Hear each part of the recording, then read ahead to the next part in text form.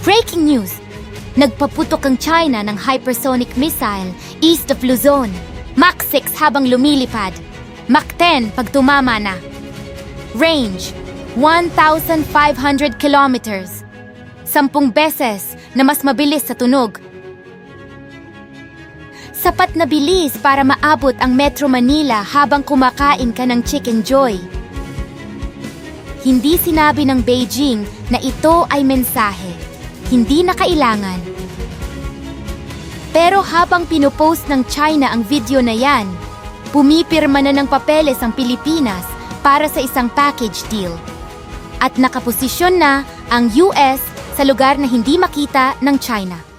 Today, what we're demonstrating is the absolute power that the land component brings to the fight in the Indo-Pacific. 3 level ang kwentong ito, 3 timeline, at isang twist na babasag sa inyong kaalaman tungkol sa hypersonic missiles. Ang YJ-20, kilala bilang Eagle Strike 20, ay ang pinakakinatatakutan na anti-ship missile ng China ngayon. Ang range nito ay 500 hanggang 800 nautical miles. Maaari itong ipaputok mula sa loob ng ligtas na tubig ng China habang ang target ay malayo pa. Walang pagkakataong mag-react. Nagku-cruise ito sa Mach 6. At sa terminal dive, bibilis ito patungong Mach 10. Mas mabilis ito kaysa sa karamihan ng interceptors ng US Navy. Isa lang ang tanong, kung paliparin ng China ang YJ-20 bukas ng umaga, may interceptor ba tayong handa? Comment kayo sa baba. Sa papel, imposibleng harapin. At iyon mismo ang gusto ng China na isipin nyo. Pinost ng PLA ang footage ng walang classification, hayagan at intentional para makita ng mundo. Ito ang pinakamahal na uri ng propaganda. Yung totoong bala pa rin ang gamit. Para sa mga hindi nanonood ng anime, ito ang equivalent ng arc na akala mong tapos na, tapos biglang may season 2. Kasi may isang bagay na hindi kasama sa video na yan. Isang bagay na ganap na magbabago ng tono ng buong mensahe. Alam nyo ang balikatan. 16,000 troops kasama ang Japan. Pero bakit ngayon lang ipinakita ng China ang YJ-20? Sa geopolitics, ang timing ay hindi nagkakamali. Habang nagpapadala ng babala ang isa, abala na sa pagtatayo ng sagot ang kabila. Ang salitang unstoppable ay marketing term at ang marketing ay nagsisinungaling. Una, ISR, Intelligence, Surveillance, Reconnaissance. Bago makarating ang YJ-20, kailangan munang malaman ng China kung nasaan ang target. Ang US Navy ay may P-8 Poseidon, E-2D Hawkeye, at satellite constellations na sumusubaybay sa bawat galaw ng China. Sa sandaling mapalipad, ang YJ-20, nakita na ito ng US bago pa ito umabot sa kalahati ng range nito.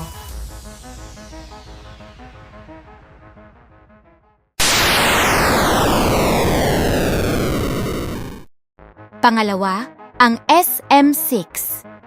Ang Standard Missile 6 ay dinisenyo para sa hypersonic threats. Hindi nito kailangang maging mas mabilis kaysa sa YJ-20.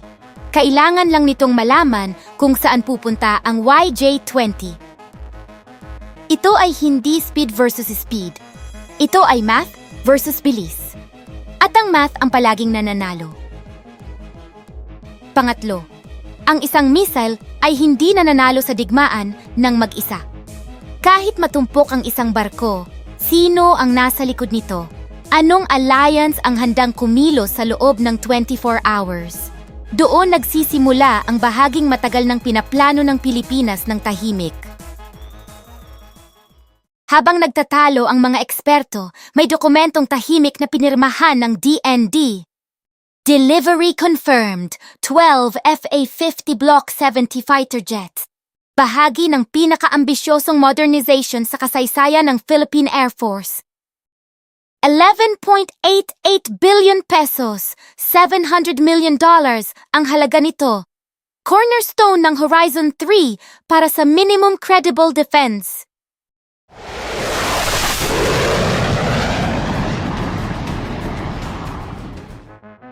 Ang Block 70 ay may bagong AESA radar at advanced avionics. Magkakaroon na tayo ng 23 FA-50 sa inventory. Maliit sa papel, pero dambuhala para sa kakayahan ng ating bansa.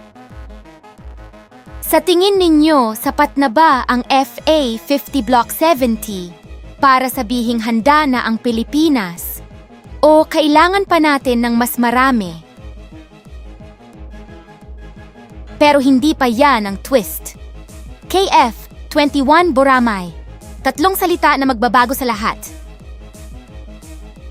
Nagsimula na ang South Korea ng deliveries ng KF-21 ngayong 2026. Ang Pilipinas, ayon sa Korea Aerospace Industries, ay ang pangunahing export target nito. Nagsignal ang KAI na ang kontrata ay maaaring mapirmahan sa late 2026 o 2027. Kung mangyayari ito, ang Pilipinas ay magkakaroon ng unang 4.5 generation stealth-capable fighter jet. Hindi lang ito upgrade. Ito ay strategic statement na ang Pilipinas ay may kakayahang lumaban sa sariling kondisyon. Mukhang panalo na ang Pilipinas sa kwentong ito. Pero hindi pa tapos ang China. Ngayon, narito ang kabuuan. Ang YJ-20 ay isang ship killer para sa malalaking US carriers. Ngunit, ang depensang itinatayo ng Pilipinas at US ay Distributed Island Defense. Ang depensa ay nakakalat sa mga maliliit na base at units.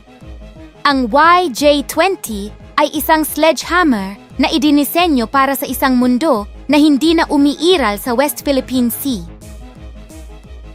Ang China ay nagdala ng tamang sandata para sa maling digmaan. Hindi tayo natinag dahil hindi tayo nagulat. Matagal na tayong naghihintay at naghahanda. Ang China ay nagpaputok ng missile para ipakita kung gaano sila kalakas. Ang Pilipinas ay pumirma ng papel para ipakita kung saan ito patungo. Ang isang bansa ay nagsalita sa pamamagitan ng takot. Ang isa ay nagsalita sa pamamagitan ng desisyon.